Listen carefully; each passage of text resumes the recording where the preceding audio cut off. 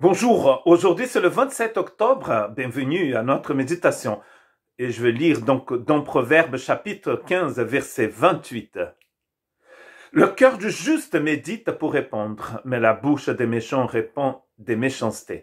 Je voudrais partager avec vous quelques versets dans Éphésiens chapitre 5 pour nous aider à comprendre cette phrase, le cœur du juste médite pour répondre. Comment pouvons-nous méditer pour répondre? Comment pouvons-nous être complètement changés de l'intérieur de notre cœur pour pouvoir parler comme il faut, parler comme Jésus?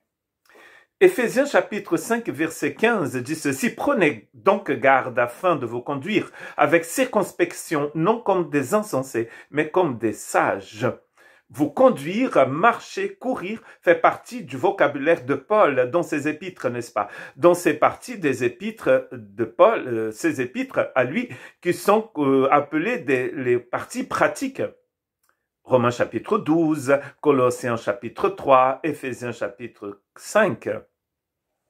Très intéressant, les exhortations que Paul va nous donner ici sur la langue, sur l'importance de bien parler. Et donc ici, il a un donc un therefore, une conclusion. Donc cela veut dire qu'il a dit des choses très intéressantes avant de dire ceci: conduisez-vous avec circonspection, non comme des insensés, mais comme des sages. Parce que quand vous avez été touché par la grâce de Dieu, votre cœur a été transformé par la grâce, vous êtes rempli de la sagesse de Dieu et vous pouvez vous conduire avec circonspection. Ce qu'il dit dans le début de la lettre va nous aider beaucoup à comprendre comment nous pouvons marcher avec circonspection.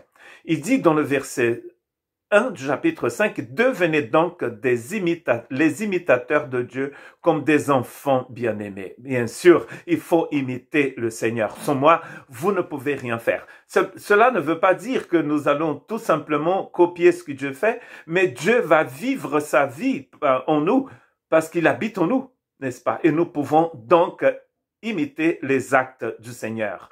Que la débauche, ni aucune impureté, ni la cupidité ne soient pas même nommées parmi vous, ainsi qu'il convient à des saints.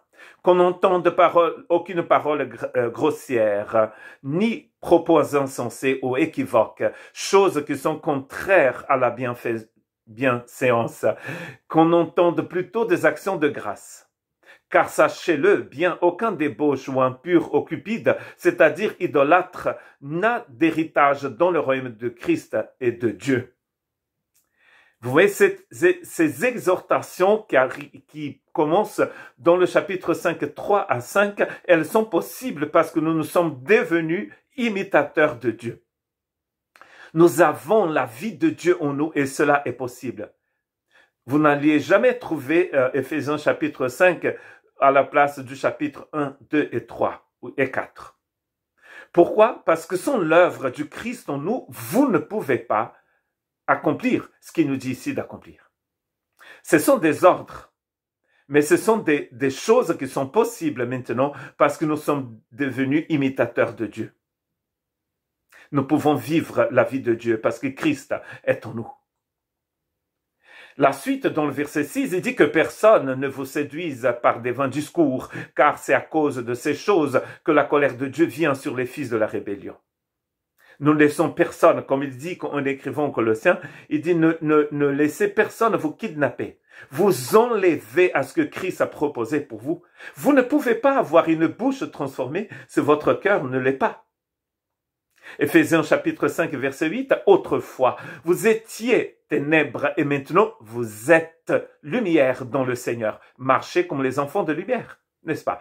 Vous ne pouvez pas marcher comme des enfants de lumière si vous n'êtes pas devenus lumière. Mais ici, il nous dit, nous sommes devenus lumière. Nous étions ténèbres, maintenant nous sommes lumière. Donc du coup, nous pouvons marcher comme des enfants de lumière. C'est pourquoi, verset 17, ne soyez pas inconsidérés, mais comprenez quelle est la volonté du Seigneur. Une fois que nous avons compris quelle est la volonté de Dieu pour nous, nous allons pouvoir marcher dans cette volonté. Que Dieu ait pitié de nous et qu'il nous aide à méditer tous les jours sa parole, cette vérité. Vous êtes devenus enfants de lumière. Donc du coup, vous pouvez parler comme Jésus. Que Dieu vous bénisse.